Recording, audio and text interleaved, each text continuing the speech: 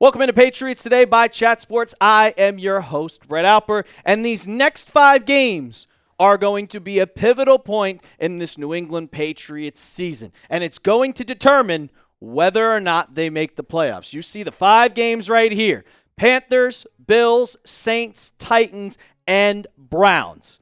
And a lot of you people are probably thinking just like I am, how did the Patriots get that easy of a schedule? And that's why I'm here to tell you there's a lot of good news over the hill, on the horizon, just waiting to tell the Patriots, oh, you guys could win every single one of these games, except maybe one against the Bills. Let's kind of talk about why I'm just kind of skipping over that game in Buffalo on Sunday Night Football. But the odds are forever in your favor.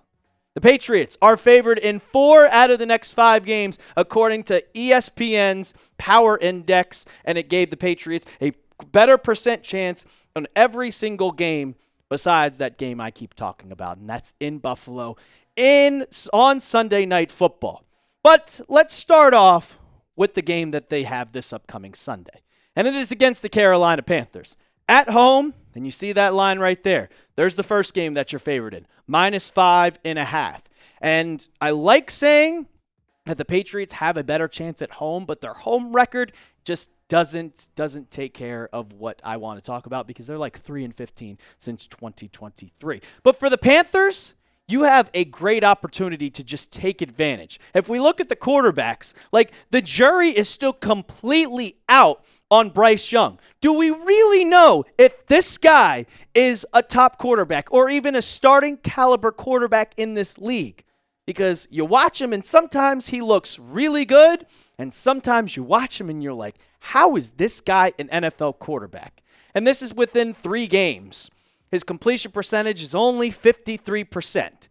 Only 482 yards, 4 touchdowns, and 3 interceptions, and a QB rating, which is awful, of 74.4%. This guy, I just watch him and I'm like, he's not good. And everybody, he's shorter than I am. He's 5'9". And usually you see Kyler Murray with the Arizona Cardinals. He's a speedster. He runs all the way around the field. Well, for Bryce Young, for being small, he's not really that mobile, and he stays in the pocket completely most of the time. And that's why the Patriots need to take advantage. If you can blitz to him and get to the quarterback, it might help you kind of win this game. There's a reason why he throws 3 interceptions. And me personally, I don't know what he's seeing on the line, but I know from playing football, and when you're less than 6 feet, you can't see over the line of scrimmage. So Bryce Young should be more mobile than he actually is, but he never really showed that he is quick, fast, and can get away from defensive linemen like Milton Williams or Christian Barmore. But that's why these next 5 games are so important. We're talking about this game right now. That's this Sunday, and I think it's a must-win, because if you lose that game, you're most likely going to start talking about mock drafts. And should the Patriots go on winning more games, or should they kind of look into another direction? Hey, do we really want to be stuck in purgatory at 7-10 and you get a bad draft pick? Here's why. If you look at the Wildcard Contenders from 5 all the way down to 12, none of these teams, when you compare them to the New England Patriots, really stick out. I mean, obviously, you see the Kansas City Chiefs, you see the Baltimore Ravens, but they play each other this weekend. So one of them will be 1-3. And there's 3 wildcard spots, 5, 6, and 7. I know the Patriots are better than the Las Vegas Raiders. I still think that game week 1 was a fluke. I think the Patriots are better than the Browns. I think the Patriots are better than the Jaguars. The Denver Broncos have been a disappointment to start the year. So you have a great opportunity, even though you lost to the Steelers, to get one of those final 3 spots. And you have to take advantage these next 5 games. Because if you go 4-1 and you are 5-3 to start the first 8 weeks of the season, how can you complain? The sky is the limit for this team. But we'll break down why specifically why they're favored and why they have a chance to win every single one of these games. So I'll ask you guys, before we get into it, what will the Patriots' record be over the next 5 games? You saw who they play. They involved teams with the Browns. They involved the Titans. They involved the Saints. And then, of course, they involve the Buffalo Bills, who look like the best team in the NFL. Coming up, we got some good news, good quarterback news because, well, speaking of good news, none of the quarterbacks are really good. But before we get into that, I got to tell you about our sponsor of today's show, and that is Prize Picks. You and I make decisions every single day, but on Prize Picks, being right can get you paid. Don't miss any of the excitement this season on Prize Picks, where it's good to be right. Prize Picks is simple to play. Just pick more or less on 2 to 6 player stat projections. If you get your picks right, you can cash in. Prize Picks is the best way to win cash this football season. Which players are going off? Which ones aren't? Make your picks in less than 60 seconds and turn your takes into cash all season long on Prize Picks. I made a lineup for this weekend's game with New England and Carolina, but Prize Picks giving you a max discount. I think Jalen Hurts is going to get 1 yard right. Give me the more on that. Drake May, the more, 230.5 passing yards, and Hunter Henry, he had 90 last week. Give me the more on that one. You can make a lineup just like that when you download the app today and use code CLNS to get $50 in lineups after you play your first $5 lineup. That's code CLNS to get $50 in lineups after you play your first $5 lineup. Prize Picks. It's good to be right. All right, so the next 5 quarterbacks that the Patriots play are pretty much mediocre. They're kind of bad. They're not great. And the first one that you're going up against is Bryce Young. But if you can see here, well, you have the MVP. But Bryce Young, and I put question marks for Spencer Rattler because is he going to be the starter? Because they have an opportunity to put in Tyler Shough. Cam Ward, I mean, the Titans are terrible. Their offensive line is one of the worst I've ever seen. Their team is bad. They're getting blown out every single week, and they should fire their head coach. And then you have Joe Flacco with the Browns. And there's a question mark there. Do you want to start Gabriel? Do you want to start all the things that happened with Shedeur Sanders?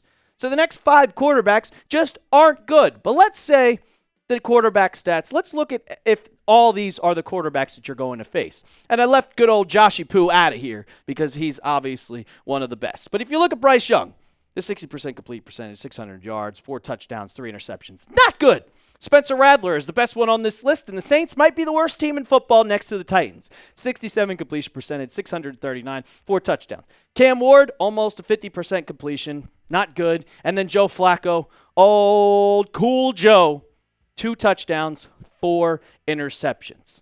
The Patriots, with their defense, and you're getting the addition of Christian Gonzalez back to your secondary and having that duo of Carlton Davis and Christian Gonzalez, you have to take advantage of these weak offenses. A lot of these quarterbacks are pretty bad because their offensive line is pretty bad. Cam Ward has been sacked over 11 times, which is the most I have ever seen.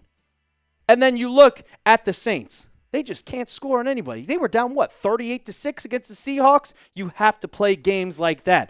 Bryce Young, he's getting sacked. He can't throw the ball. He can't really do it. So you have to take advantage of the weak offenses. And I looked at the strength of schedule according to Tankathon, and I had to scroll all the way down to the bottom of the list. The remaining strength of schedule for the Patriots is .357, the easiest schedule in the league. I'm not even mentioning the other teams the Patriots play, which we'll get into later in the show. But with how weak the schedule is and how bad of a teams that they're playing, I think this is the time where you take advantage and put Drake May in and throw the ball deep and make big plays happen. Because if you really look at the past 3 weeks, Patriots, they have not made any big, long, explosive plays. It's been, we're just going to kind of put the nail in, kind of death by 1,000 cuts. We're going to pick you apart 10 yards by 10 yards. You can see right here for Drake May's passing stats. The yards between 0 and 10 are 39 and 49. They've attempted 49 passes within 10 yards. Then the intermediate throws, 18 for 27. But they have only thrown the ball plus 20 yards 7 times. And if you look at Drake May's big-time throws, which PFF, I really don't know how they describe big-time throws, but I'm assuming that it's big, explosive plays. And he's only made 2 of them. 19th of 34 quarterbacks that were eligible for that.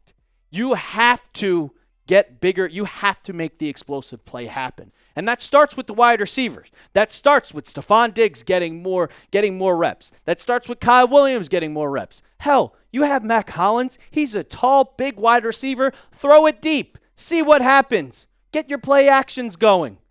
Have it go to Hunter Henry over the seam. You have to make explosive plays happen, or you're not going to beat teams like the Baltimore Ravens that you have to play, like the Buffalo Bills that you have to play. It's not going to happen unless you have those explosive plays. And then when you're looking at the season as a whole, you could be 3-0.